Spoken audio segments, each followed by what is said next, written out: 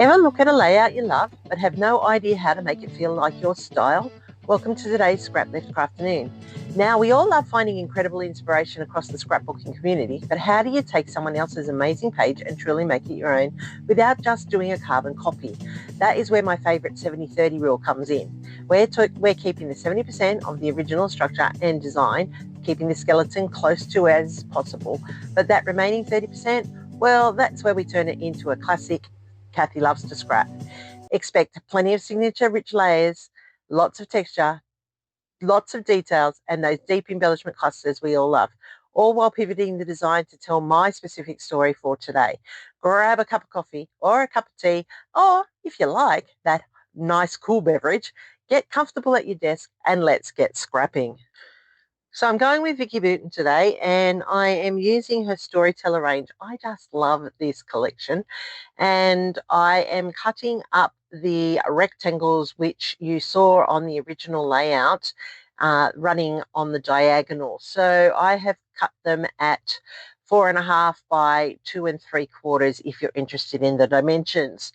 And I'm just loving the fact that double-sided paper lends itself to stretching your stash. So if you're really, really stuck on stash, or you're like me, you love paper so much that you don't want to cut into it and you want to keep it for further layouts, then this is the ideal of getting your measurements to the max. So as I said, they're 4.5 by 2 3/4 for the panels, and then I have the leftover here with that beautiful floral, and I do love that floral, and it's such a shame that I think this might be pretty close to my last piece of it, which is really sad because I do love this paper. And I'm also going to use that as my photo mat for my photos because it picks up the colour in my daughter's photo that she's carrying with her Instax photo case. So that's always important when you're designing your layouts, that your colours reflect your photos, as you can see here. So the majority of the colours, you can see the golds being picked up with the background paper, and you can see the black and the whites through the designs I've chosen, and that little hint of turquoisey blue is really making this layout pop. So that's always important when you want your photos to stay front and center amongst all of the chaos that is the layout. All right, so I am now distressing just the outside edges of each of these, and this is staying pretty close to the original. She had hers done on the outside, which is always that added texture value to your layout.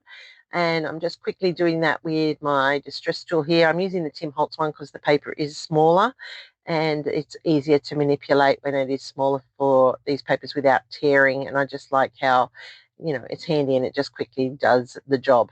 All right, so now I have all 6 pieces distressed. I'm going to layer them onto the main layout, which I added a black border to, as you can see. Now I just used black cardstock and I cut out a 1-inch frame as I always do. And then I have laid that beautiful gold ombre on top. Vicky Booten, always, her papers are just amazing and they just coordinate so well. And I do love how this is coming together. I love the feather in the brown there that is also going to be reflected through the layout onto the photos, and that's what really makes a difference when you're layering up lots of layers. And I love layers, so I'm just making sure that these go down in the correct spot. I like the jagged. Mine are a bit different in the respect that I have gone the opposite way. My diagonal and my lines are down, not up. And you'll see that in the original. Hers are to the top where the splits are. Mine have gone to the bottom, and that's okay. The concept is still there, so that's the 70 part. The 30 part is my own creativity. It matches me better to have it go downwards than it is to come upwards.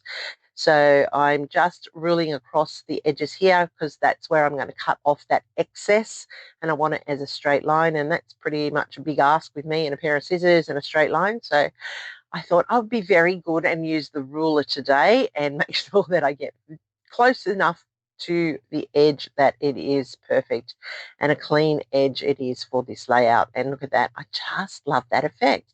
So clever, so simple, yet so effective. Anyone can do this. You can do it. Make sure you have a go It's really not that hard. You're just cutting 2 3/4 by 4 1/2, and then you're just laying them on the diagonal, and look at that. You don't even have to do the stitching, which I am going to do. You can just leave it like that. That's amazing. And I'm sure that when you go and check out the other players today, that somebody will have just left it without the stitching. I, on the other hand, nod to Tara and to Ronna, I am actually going to do the stitching. So I'm just putting in my holes so that my thread can go through quite easily. And it is just a rough, like a rough running stitch or a blanket stitch without the edging. And I just love how this is going to look. I think Ronna will be able to explain better as to the type of stitch we're actually using. But anyway, I know what I want to achieve, and that's just this quick once over, and I'm using some white crochet thread on this one. So it's a little bit thicker, but it's still got that flexibility to go through the paper quite easily. And I actually had my needle already threaded from a previous layout, so that was nice and handy. I've gone ahead and done all 4 rows, and on the close-ups you can see it. For this photo, I want it to pop up off the background a bit, so I put on some chippy strips, which I get from Scrapbook Fantasies. They are chipboard, and they are the perfect height to add some detailed depth to your layout without being over bulky. All right, that photo there is my daughter. That was my eldest daughter. These were taken at the Easter show in 2019, so they are old. She doesn't have multicolored hair anymore. She did at that time. She had the left-hand side was black and the right-hand side was blonde, and that was a phase she went through, and she actually rocked the look. It looked really, really good actually on her. And this is my married daughter now. But when we were there, the funny story of this, and the reason why these photos have to be scrapped, is that we were in looking at the cows at the Easter show, because in Sydney, the Royal Easter Show is when country meets city, and the country guys bring all their animals in and share what it's like to be on the farm with the city folk. That's us. And they have great big sheds where all the cattle are kept for the whole 2 weeks, and you get to wander through and have a look. Well, we were looking at these black and white cows here, and as we were standing there looking at them and lining it up, we had joked about it, that my daughter was matching the cows, but this little voice from a little toddler pipes up nice and loud, as they always do, because they have only one volume, extremely loud, and says to her mother, "Look, mummy, she matches the cows." So we were just laughing because, like, seriously, out of the mouth of babes, as they say. So we always laugh about that little incident with her visit to the Easter show that year, that she matched the cows, which is pretty good because she likes Highlander cows. But, black and white cows are a little bit different. They're the milkers, and look at her. Jersey, I think they're called. And look at her. She just matched the cows. So this is why it was really important to, capture those moments. And it's a true story. It's not made up. This little girl out of nowhere made the connection, and we were just laughing. And her mother was mortified, but we just laughed at her and said, "It's okay, we get it, because she does match the cows." Very funny. But you probably had to be there for it to be super funny. Anyhow, that's the story behind this one. I really wanted to capture it. Finally getting it onto the layout. It's been sitting in my stash of photos, which I'm calling the pile of to-do photos. And I am finally doing them. So I'm using more chippy strips here to pop up these flowers that I fussy cut out of that paper. And look at it. That colour just really makes the photos pop, don't you think?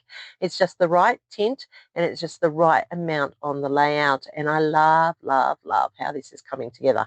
I've just put in the vellum stickers there that you saw, the foliage at the top, to extend that cluster. And I also have the vellum sticker down the bottom, which says Everyday Magic, which I put over that ruler that is an arrow pointing at my daughter.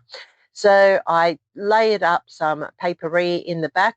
Love Vicky Bouton's collections, always thousands of pieces that are versatile and mix and match, and they all just work so well. Love how this is coming together. Key elements are staying true to the original. The layers look the same, except I've added my flair to it. I am adding in the date there because it was back in April 2019, and I am just writing on here the story of how true it is that she matched the cows. And this is just, one of those family moments that will go down, and you will always laugh every time you see the photos. Do you have photos like that? Do you look at them and the story just cracks you up because you remember it so well? Oh, this is one of them. I have another one with my husband and my best friend that every single time I see that photo, I just get the belly laugh happening because they thought they were so brave. And one day I will find that layout and I will show it to you. It is hilarious. But anyway, back to this one. This is the one we're working on. So this is Scraplift Crafternoon. Tara, our host, pulls together the 10 of us. And if we're all playing, we'll be linked in the playlist down below. Don't forget to go and check everybody out and leave them some love. YouTube loves it when you interact with us. It's actually looking for that now. It really wants to see that our audiences are clicking, staying, watching, and interacting.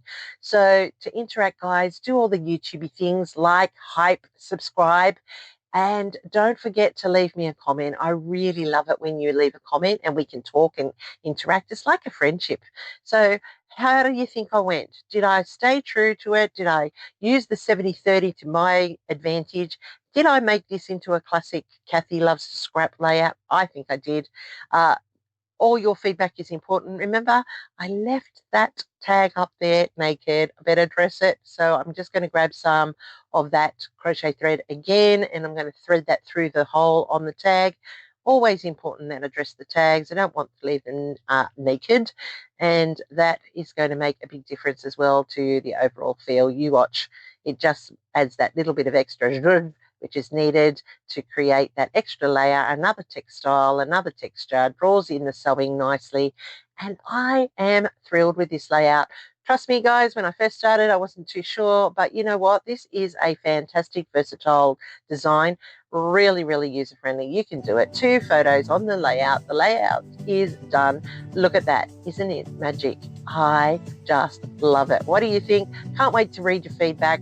Leave it in the comments down below and I'll get back to you. And remember, it's Scraplift Crafternoon, so that means that next Sunday I will have another one for you. Just come back. There is a full playlist. I'll have that link down below. And be creative this week, friends. Take time, enjoy yourself, pull out those papers and have a go. Share it over on my Facebook page. I'd love to see what you've been up to and what you can do. Here it is. Here's my next video for you. Stay creative and have a great week.